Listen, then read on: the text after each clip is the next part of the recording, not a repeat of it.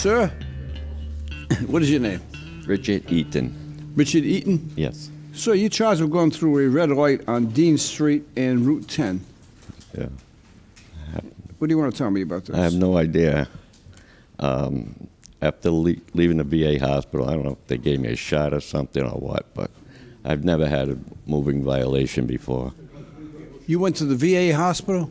That day, yeah. Are you a veteran? Yes. We begin with Richard Eaton, who is charged with running a red light. This isn't a routine traffic violation, though. Mr. Eaton offers a simple, honest explanation. After leaving the VA hospital, I don't know, they gave me a shot of something or what? He admits he has no memory of the violation, suggesting his judgment was impaired by the medical treatment he just received. This is a critical point. The judge immediately asks, "Are you a veteran?" The answer is a quiet, powerful yes, Vietnam veteran. Vietnam veteran. Let's take a look at the violation, okay? Okay. All right. Lisa, can we see this? Okay. What year did you serve in Vietnam? 69 to 71, yeah. 69 to 71. 69, 71. Yeah. Drafted right out of high school. Where'd you go to high school? East Providence High School. Oh, yeah. You know, I have a real soft spot in my heart for veterans. Yeah. And The judge, now looking at Richard not as a defendant, but as a fellow American who served, confirms his service dates, 69 to 71. Richard was drafted right out of East Providence High School. The judge reveals the personal reason why he has a real soft spot in my heart for veterans, particularly for Vietnam veterans. This is an immediate sign that this case is about to pivot from the law to a profound moment of personal history and respect. particularly for Vietnam veterans. Yeah. And I don't like to talk about it, but the reason is that during the Vietnam War, I was a teacher at Hope High School. Okay. And I was going to law school nights. I drive to Boston at night. And I coached the wrestling team. And one of my wrestlers was the nicest kid you ever met in your life. Yeah. His name was Andrew Jackson, Yeah. just like the former president. He was a gentleman. He was a great kid. And immediately upon graduation, he enlisted and he went to Vietnam. Right. The judge shares a tragic, heartfelt story about his own former wrestling student, Angela Jackson, who immediately enlisted after graduation and was killed in Vietnam just 4 months later. This reveals the deep emotional stakes for the judge. It's a painful reminder of the sacrifice made by an entire generation. This isn't just a judge talking. It's a man remembering a lost kid. 4 months later, he was dead. You know, I never forgot that. And Yeah. it bothered me. And it bothered me that particularly veterans coming back from Vietnam, they were not given the respect that they deserved. You know, they were mistreated. It was a terrible period in our history. Right. So I remember very well that war, and I'm very sensitive toward that. I'm not going to charge you. The judge extends his sympathy, recalling the atrocious way Vietnam veterans were treated upon returning home. They were not given the respect that they deserved. It was a terrible period in our history. He acknowledges the injustice they face both abroad and at home. This is why he says he's very sensitive to the issue. He makes it clear he will not charge Richard for the violation. For this, but I'm going to do something a little bit different, okay? I get letters every day from people, and I got a letter here from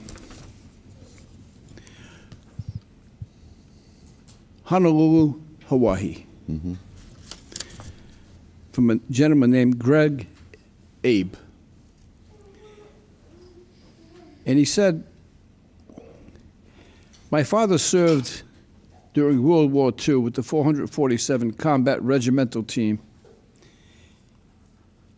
and he instilled in us to have compassion for everyone." He says,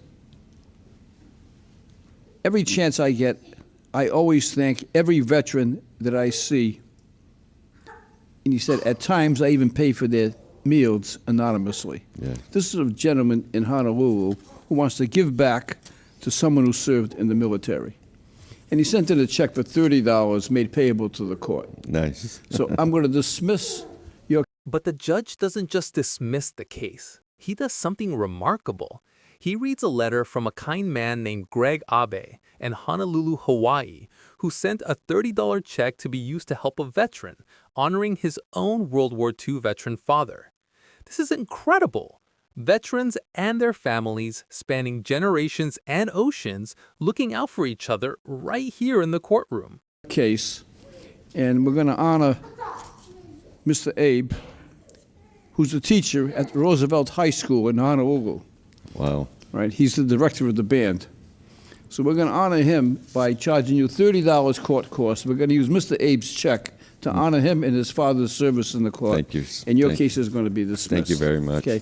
Good luck to you. The judge connects the dots perfectly. He will dismiss Richard's case, but he will honor Mr. Abe and his father's service by using the $30 check to cover the court costs. This turns a forgotten red light violation into a beautiful act of charitable respect. Richard thanks the judge, and the courtroom breaks into spontaneous applause. It's a powerful moment of justice and gratitude. Thank you. Good luck.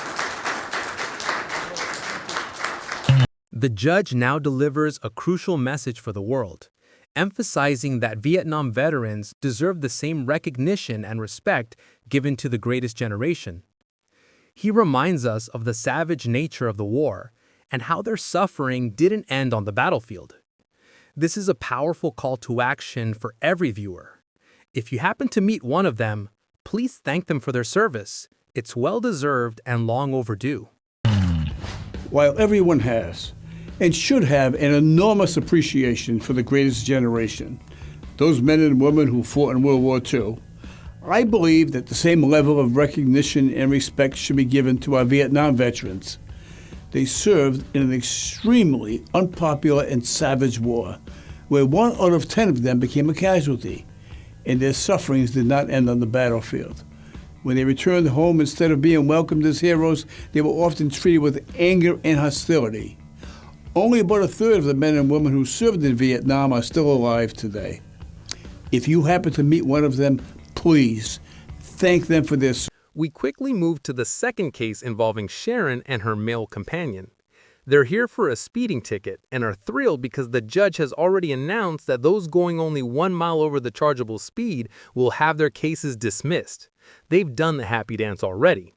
But the drama begins when Sharon approaches the bench. It's well-deserved and long overdue. Sharon Colleton. Sharon immediately flirts with the judge. "You're very handsome." But the real twist is with the man next to her. The judge probes their relationship. Sharon immediately disowns him, pointing to her bare ring finger.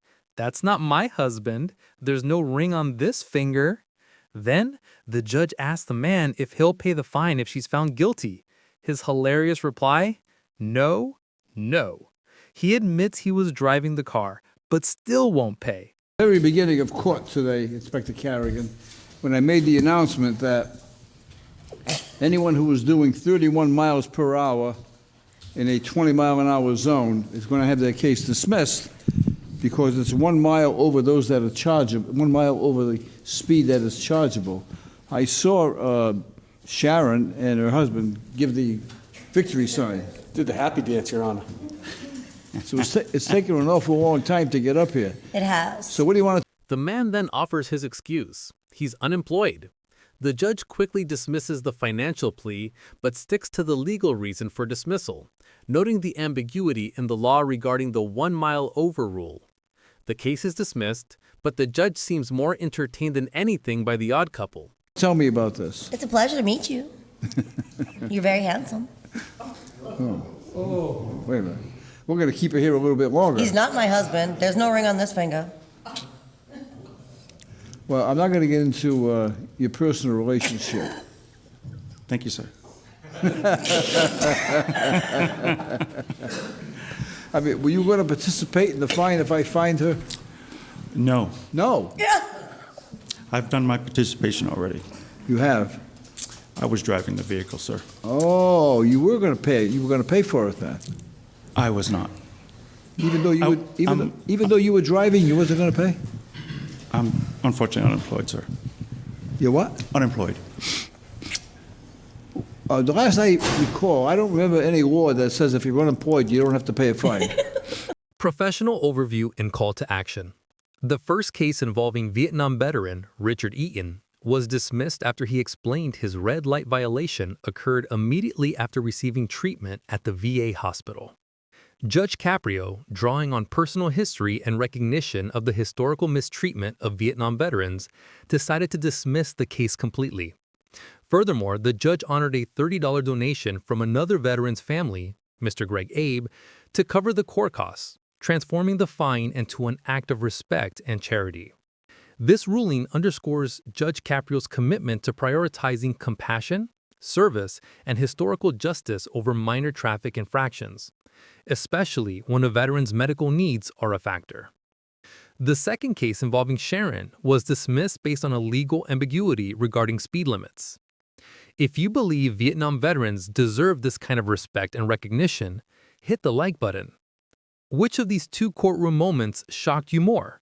The kindness to the veteran or the drama of Sharon's companion? Let us know in the comments. And be sure to subscribe to see more incredible moments of justice. That's correct, sir. You know? He works it out in other ways. He does? Oh, yeah. Dishpan I have hands. I have a nice house. Well, I'm not doing anything differently for you than I've done for everyone else. Shucks. And that is based on Thought you the, liked me better. based on the speed. We have not been prosecuting those who are going 1 mile over the limit because there is a ambiguity in the law without getting into a long explanation. That's the basis of it, okay? Other than that, the case is dismissed. Good luck to you.